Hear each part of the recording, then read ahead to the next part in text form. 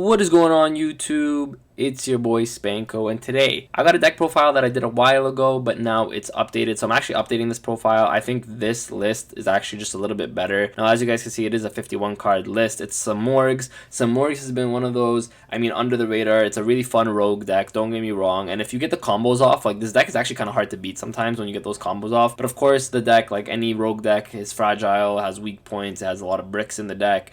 This deck is trying to be as little bricks as possible, as consistent as possible. It's definitely consistent. I'm not going to say it's not consistent. It's just obviously it's probably not going to compete with the best decks in the format. However, as a rogue pick, as a cheap alternative deck, it's actually very, very fun to play. Before you guys say, oh, it's cheap and you see Extrav, okay, I know Extrav is in here. You guys can take it out. It's not something you need in the deck per se, but it's one of those cards that I personally like in the deck because there's only 3 to 4 cards that you really need to go into the X deck. So pretty much what I like to do is I just max them out and then play the extravagance. So I like to play the extravagance in my builds. Obviously, if you guys don't have access to extravagance, don't even worry, just take it out of your deck. You have trade-ins in here as well, and I'll get into it when I get into the profile, but pretty much I'm going to show you guys the list with extravagance just because for me that's how I've gotten it to be the most consistent that I can. But if you guys obviously in real life can't get your hands on extravagance, other than extravagance, this entire deck should cost you maybe 20 bucks, to be honest with you, maybe 20 bucks, and I'm talking with the X deck. It's super cheap. All of these cards right here, maybe Thunderbirds might be a couple dollars,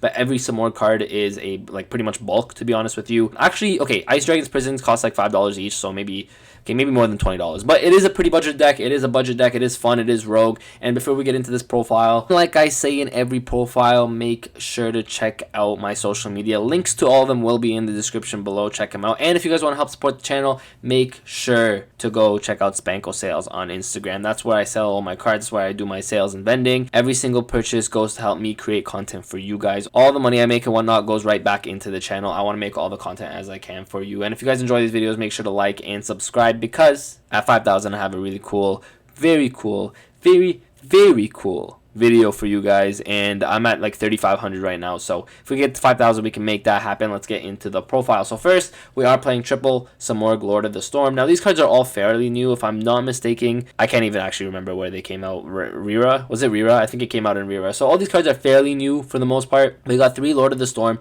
The only reason I opted to 3 was because I am playing Trade-In now, so it just gives Trade-In a little more consistency. So triple Lord of the Storm. This card is pretty good in itself. It negates the spell or trap card pretty much, but the thing is, you're not gonna be, the whole point of this deck is actually not even to end on this anymore. I remember when the deck came out, you really wanted to end on Lord of the Storm, but now this card is just a piece of the puzzle that goes into your next piece. To be honest with you, you're never really gonna end on this, but it is a negate, I guess, in itself. We have Simorgh of Darkness right over here. It special summons itself to its field, so it's pretty good in that sense, but it's just another level 8 for trade-in. We got 1 Dark Simorgh. Now Dark Simorgh is really, really, really, really good because you can get this off with anti-spell fragrance, and it pretty much blocks your opponent out of using spell cards at all, because once you flip anti-spell, your opponent has to set the spell cards before they activate them, but Dark Simorgh stops your opponent from being able to set cards in general. So this combo is actually kind of nutty against some decks, against something like Striker. It's kind of nutty. Even something like Dogmatika or the Invoke Dogmatika, it's actually kind of funny because a lot of the time they need a Nadir Servant to go off, or they need an Invocation or a Meltdown to go off, and so being able to have Simorgh plus anti-spell on it is actually pretty funny. It beats some meta decks in that sense, so it is kind of anti-meta there. We are playing a card that should have Simorgh in its name,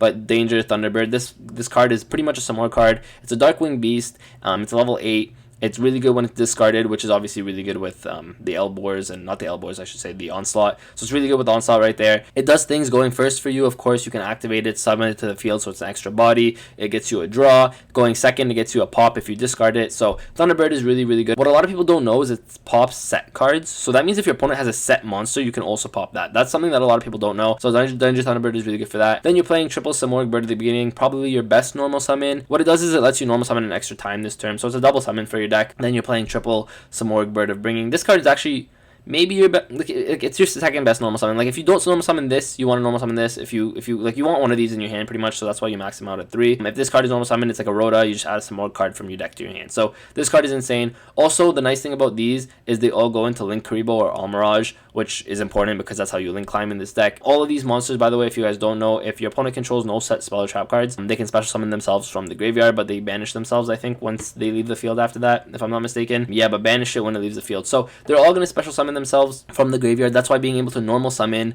this, make an Almirage, then summon this back from your graveyard turn 1, it's just a free link 2, right? So any one of these monsters is pretty much a free link 2. Then you got your Bird of Calamity right over here, which is unfortunately can't go into Almirage, but this card's pretty good. When it's normal summoned, it's just a Foolish Burial, and it's actually, like, that's also really good because if you normal summon this, Foolish any one of your Simorgh guards going first, your opponent's not going to have anything set, right? Which means that you can summon that Simorgh card back from your graveyard, then you can link into a link 2, and then what happens is now the other one is banished, but this one's not banished yet, so you can summon this back from your graveyard, and then you have a link 3 right there. So Simorgh Bird of Calamity is one of your best cards as well. Like, all the normal summons are really strong. If I'm being honest with you, all the normal summons are really strong, and that's why this is, I would say, is your best normal summon, because you can summon an extra time with this card. So it gives you this, and it just helps you link climb a lot. So this gives you an extra normal summon. So now you have this, plus let's say you open like a Bird of Beginning plus a Bird of Calamity, then you normal summon this, activate its effect, and you'll get another normal summon. You're gonna normal summon this, send maybe like your Bird of Bringing or something to the graveyard, or you can send the other Simorgh card that we're playing, which is a Bird of Protection. This card's not that good. You're only playing it as a one of because it pops spell or trap cards your opponent controls, but you want to go first in this deck, right? But let's say you just send this because you don't need it anymore, you don't want to draw into it. So what you can do is you can like normal summon this, activate its effect, summon this, activate its effect, send this, and then now this will summon itself from back from the graveyard. You can make a link 3 right away, then you can like summon these 2 back from the graveyard, and then you can continue from there. So next we are playing the Barrier Statue of the Stormwinds. This card is just a really good target off of your Simorgh Link monster. Another really good target is Apex Avion. I'm also playing 1 Thunderbird because the thing is that I forgot to mention, I should have mentioned this earlier, but the Simorgh monsters, once they use their effects to special summon from the graveyard, you're locked into Winged Beasts. So that means you can't really go into something like Union Carrier. However, with that being said, that's why we're playing Triple Dinotherium, and the reason for this is because you can just at any point special summon this card from your hand. You can only special summon 1 Dinotherium per turn, but when this card is summoned, your opponent can target 1 level 4 monster in either player's graveyard, special summon it. And the thing is, if you're going first, it doesn't matter. Most of your monsters actually are not level 4 other than your protection, so you're not really worried about your opponent taking any monsters from your graveyard. And if you're going first, they're probably not going to have monsters in their graveyard. It doesn't say 4 or less, it says target 1 level 4 monster in either player's graveyard. So that's why this card is really good, because it's a really good extender. It makes it so that you can make Union Carrier before you use any of your Simorgh effects in the graveyard, and then what ends up happening is you can make the infinite lock with Apex Avion and Thunderbird, which is actually very easy to do if you open this in your hand. So let's say you open a hand of like Bird of Beginning plus Calamity plus Dinotherium, and I know it's like a 3-card combo, but of course it's a rogue deck, right? You can't expect this deck to do 1-card combos, even though technically there are 1-card combos, it's just not that great. But that's why Dinotherium is a really good extender for this deck, and it makes this deck do some things that people would never expect, right? Just like having an Apex like Thunderbird lock is actually kind of funny in this deck, right? So that's why Dinotherium is one of my favorite cards in this deck. It's a wind, so it gives you the access to the Union Carrier. So next up for the spells, I am playing Triple Elborz, the Sacred Lands of Simorgh. This card is insane for the deck. You really want to get into this. It's really good for 2 reasons. So one, you can reveal a winged beast monster from your hand. So let's say you're Simorgh Lord of the Storm. It makes it so that you can summon this with 1 less tribute. But funny enough, you can also use it with the Apex Avion because it doesn't lock you into Simorghs. It just says a winged beast. And so instead of 2 tributes for these, you can actually only use 1 tribute. Like you only have to use 1 tribute for them. And then that works in conjunction with the second effect, because the second effect is immediately after this effect resolves, you can normal summon 1 extra time this turn. So you're going to get an extra normal summon. So even if you just like normal summon this, technically you could reveal this, then tribute summon this to summon this right away because you get an extra normal summon. So Elborz is one of those really good cards in the deck. 1 Foolish because obviously, like I said, all these cards are really good in the graveyard, so sending them to the graveyard is really good. Extravagance because, like I said at the beginning of the video, you're only really going into 2 to 3 of your extra deck cards, so you just max out on them. Now I'm going to say this is a budget deck, and I'm definitely going to title this as a budget deck. Now before you guys attack me in the comments, you don't need the Extravagance. I'm just like to play it here. You definitely don't need the Extravagance in your deck to make this a budget deck, but everything else is budget. But you are obviously playing 3 Extravagance for the reasons I said earlier. You are playing triple Simorgh Onslaught. Now Simorgh Onslaught is really good because this card of Winged Beast, add 2 Simorgh monsters with different attributes from your deck to your hand. So the thing is, like most of the time you'll be adding a Lord of the Storm and the Simorgh of Darkness. You can technically also add a Dark Simorgh, but the more important thing is discarding a Winged Beast, because again, all of these do something in your graveyard and they special themselves out from the graveyard.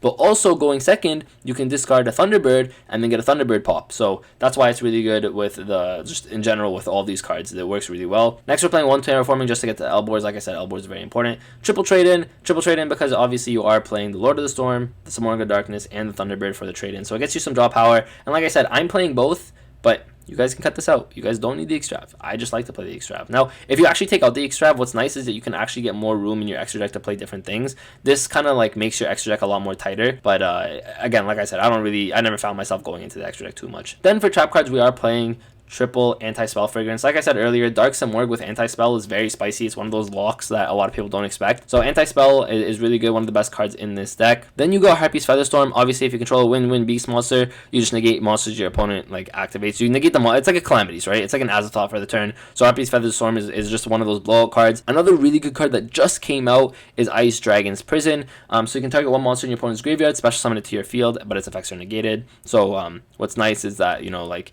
it gets cards like, let's say, Miscellaneousaurus out of your opponent's grave, so they can't use the graveyard effect. But on top of that, then you can banish a monster from both players' fields with the same type. So you don't have to do that. But the nice thing is, let's say you're playing against Dino, right? Just because I use the miscellaneous example, you can take their Miscellaneousaurus. Let's say they normal summon Ovi, send missile or send whatever. What you can do is you can actually take that missile, then you can banish the missile and banish the Ovi, which is like, how insane is that? That's so cool. And that's just like one interaction. Obviously, it's a lot more other interactions. But in terms of the metagame, this card is insanely good. And it's just one of those cards that you can fit into this deck because you are playing Trap Trick. Now, Trap Trick is going to search you whatever you don't have. So if you already have like one of these or two of these, then you just search another one. So that's why Trap Trick is really good in that sense. And it just makes this deck really consistent. And it's just one of those things where your opponent doesn't expect this to come. But these cards all like synergize really well, funny enough, with the Simorgh monsters. Then moving on to the extra deck, we're playing one Dingirsu as well as Hope Harbinger. The only reason you're playing this really is because you have level 8s and you have access to it. I'm only playing 1-on-1. If I banish it off of Extravagance, I don't really care. Sure, whatever. Obviously, if you're not playing the Extravagance, then 1-on-1. You still play 1-on-1, I would say, but you're just obviously not worried about banishing them. Double Link Karibo, again, you only need to play really one if you don't play Extravagance, but double Link Karibo. Actually, maybe Link Karibo could say it as a 2-of because you are playing triple of the Simorgh baby. But then you are playing triple Almirage because obviously this can go into Almirage, but so can this. So both of these can go into Almirage, so you have to play triple Almirage. Triple of your Bird of Sovereignty. This card is one of your best cards. It's just one of those things that gets any lock. So if you, let's say, make this, right? You have potential to make the Thunderbird Apex Avian lock. You have potential to make the Dark Simorgh anti-spell for lock. And then you can just summon a barrier statue, to be honest with you. And like a lot of the time, your opponent's not going to be able to beat a barrier statue. So that's why this card is definitely a 3-of. You don't want to banish it. It's insanely good. One Union Carrier, or actually triple Union Carrier, I should say. But like one of these is all you need in the duel because once you make this turn 1, it's just one of those things that it's just a blowout, right? Like with this card is how you get the Apex Avian Thunderbird lock, and it's just insane. And you can get it a lot of the time, like I said, with Dinotherium without having to be locked into Winged Beasts first. And then you are playing double Win, the Wind Charmer. Now, you can play Win, you can play Harpy's Chancellor, I think, is a Link monster. You can play any Winged Beast, like Link monster if you wanted to, just because these do lock you into Winged Beast. But I found a lot of the time you could just make this early before really you get locked into Wing Beast, or you can play like Great Fly, I guess, which is just another boost to Wind monsters, so you could do that if you wanted to. But I found Wind was just very good for me. Again, the thing is with this extra deck is this Extrav extra deck, so you're really just playing cards like outside, to be honest, outside of the Sovereignty, the Union Carrier, and the Almirage, and maybe the Link Karibo. Like everything else is just I just need to banish something that's not these ones, and then I'm good, right? So that's it for the deck profile. If you guys enjoyed the deck profile, let me know. If you guys have more experience with Simorgh than I do, like I'm gonna be honest with you, it's not like I'm playing this deck every single day, but I have been testing with it. I think it's very fun, very much like one of those really fun rogue decks. So if you guys have more experience and you have more suggestions, let me know in the comment section down below. I'm always open to suggestions. I always want to hear what you guys think. If you guys enjoyed this, make sure to like this video. Like I said, all my social media will be linked in the description below. Let's get to 5,000 subscribers. And with that, guys, Spanko signing out. Peace. My hands steady, I feel ready, but my legs heavy. I don't get it. How come I haven't hit it already? Still working, I'm still learning, I'm still searching, finally earning something, finally turning something called a profit. If I hear you talking shit, don't get caught in it. I'll be popping off and hit your ass, dropping all your shit. Yeah, I promise this, I got promises. You ain't stopping this, cross my shit.